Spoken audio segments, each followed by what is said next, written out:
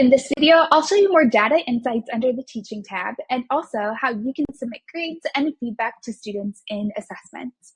So you can see I have my lesson launched for Earth Day, and this first activity is that bell work activity.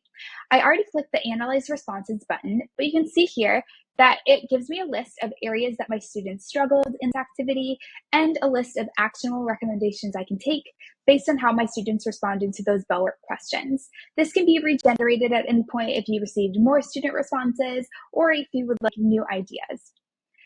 Taking a look by question, I can see as a whole how my class responded, and take a look on individual questions, the class breakdown to those different questions.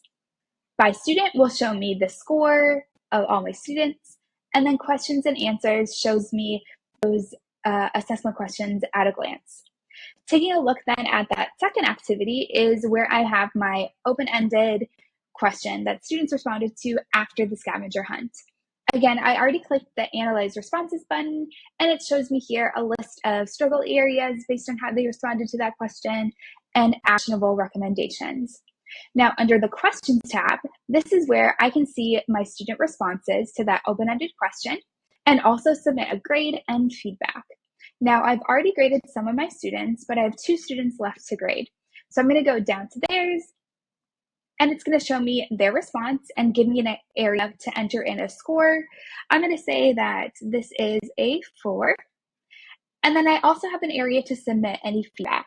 Now, this is automatically generated by PAWfessor Bruce, but teachers can customize this. So they can go in and maybe delete something or add something. They can also regenerate feedback with PAWfessor Bruce for any of the responses. I'll go in and make sure I have all my students scored here and all their feedback. I'm going to give all over here a 5 out of 5, and I like this feedback. And then I'll click the Submit button. Now, once you're ready to submit, know that you're only able to submit it once. You will not be able to go back and update any student scores or feedback. So I'll click this, and then this will be submitted, and students will get a notification that their assessment has been graded.